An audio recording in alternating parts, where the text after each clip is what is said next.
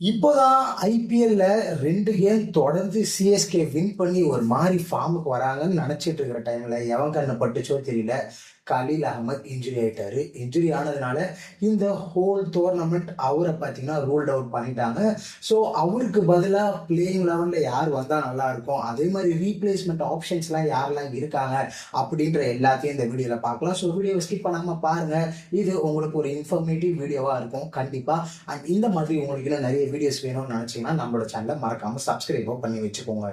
So first 5 game ஆடிட்டோம் CSK. அதில் 2 game win பண்ணியிருக்கோம். அதுவும் கடைசி 2 கேம் தான் வின் பண்ணியிருக்கோம். ஒரு மாதிரி காம்பினேஷன் கரெக்டாக செட் ஆச்சு. ஃபர்ஸ்ட் 3 கேம் காம்பினேஷன் சுத்தமாக செட் ஆகலை. பட் இப்போதான் ஒரு மாதிரி அலைன் ஆச்சு. அந்த டைமில் கரெக்டாக கலீல் அகமதுக்கு இன்ஜுரி ஆயிடுச்சு. ஸோ இவருக்கு ரீப்ளேஸ்மெண்ட் அப்படின்னு பார்க்கும்போது ஃபர்ஸ்ட் உங்களோட பிளேயிங் 12 பார்த்துடலாம். சஞ்சு சாம்சன், கைக்வாட், ஆயுஷ் மாத்ரே, திவால் ப்ரூவிஸ், சர்ஃப்ராஸ், சிவம் துபே, ஓவர்டன், நூர் அகமது, அன்ஷுல் கம்போஜ், குர்ஜப்ரீத் சிங். இது வரைக்கும் பிரச்சனை கிடையாது. ஓகேங்களா. இப்போ கலீல் அகமது இருக்காரு. கலீல் அகமதுக்கு இன்ஜுரி ஆன ஒரு ரீசனால பவர் பிளேல பவுலிங் போடுறதுக்கு இவங்க ஒரு ஃபாரினரை எடுத்துட்டு வரணும்னு நினைச்சாங்கன்னா மேட் ஹென்ரியை உள்ள எடுத்துட்டு வந்தால் அகெயின் இம்பாக்ட் பிளேயர்ல இருந்து அகில் உசைன் இன்னொரு ஃபாரினர் வர முடியாது.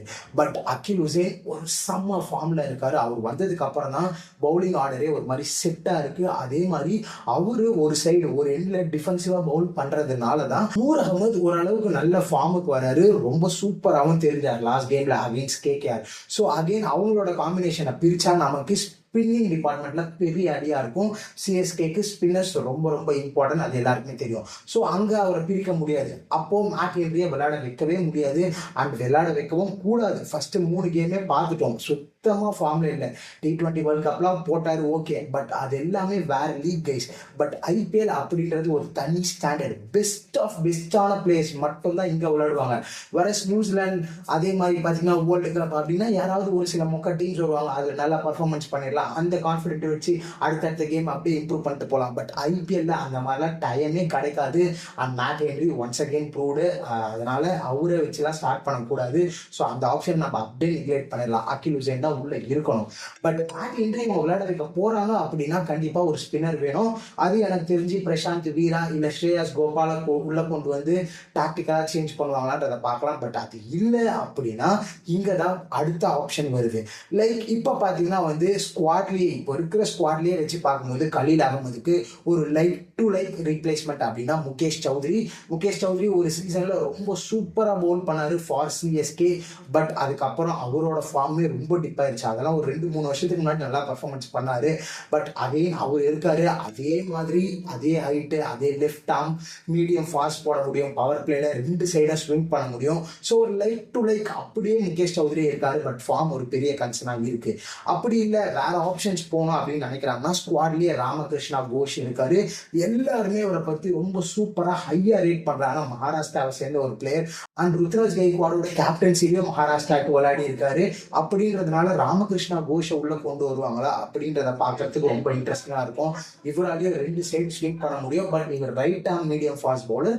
இல்ல வேற ஏதாவது ஆப்ஷன்ஸ் அவங்க பாக்குறாங்க அப்படின்னா ரீப்ளேஸ்மெண்டா கலீல் அகமதுக்கு யாரெல்லாம் இருக்காங்க அப்படின்ற மாதிரி 1-2 ஆப்ஷன்ஸ் த்ரோ பண்ற. ஸோ யாரெல்லாம் இன்ட்ரெஸ்டிங்கா இருக்காங்க அப்படின்றத பார்த்துடலாம்.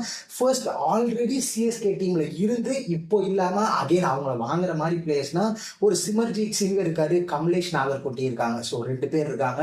2 பேருமே ஒரு டீசென்டான ஆப்ஷன். சிமர்ஜித் சிங் ஒரு more of an power play பவுலர்னு சொல்ல முடியாது கைஸ். அவரை ஒரு ஒன் சேஞ்ச் பவுலராக தான் யூஸ் பண்ண முடியும். டெத்தில் ஓகே, மிடில் ஓவர்ஸ் ஃபீல்டு ஸ்பிரிட்டாக நீக்கும் போது அவரால் டீசெண்டாக போட முடியும். பட் அகைன் பவர் பிளே தான் இங்கே நமக்கு தேவை.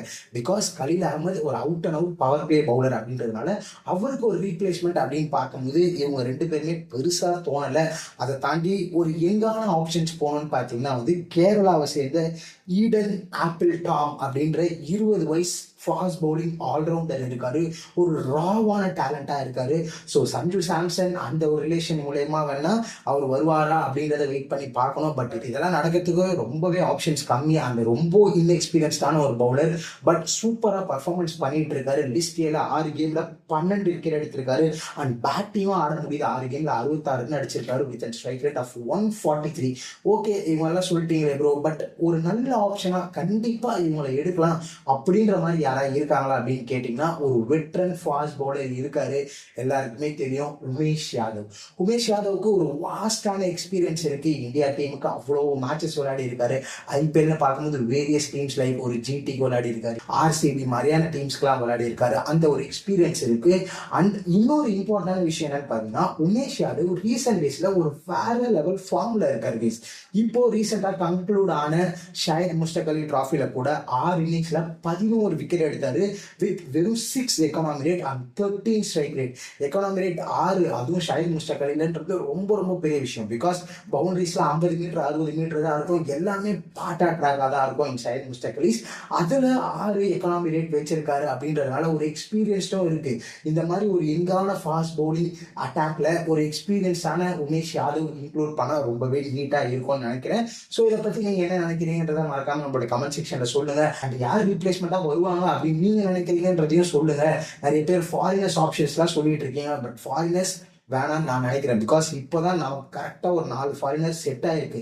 வெளியவே மேட் ஹென்ரி, சாப் ஃபோக்ஸ்லாம் இருக்காங்க. பட் அவங்கெல்லாம் கொண்டு வந்து ஆப்ஷன்ஸை கெடுத்து ஒரு மாதிரி காம்பினேஷனாக இது பண்ணுறதுக்கு பதிலாக இந்தியன் ஆப்ஷன்ஸாக போனால் டீசெண்டாக இருக்கும் அப்படின்றதுனால தான் சொல்கிறேன். ஸோ இந்த வீடியோ பிடிச்சா மறக்காம நம்மளோட சேனலை சப்ஸ்கிரைப் பண்ணி வச்சுக்கோங்க. தேங்க்ஸ் ஃபார் வாட்சிங்.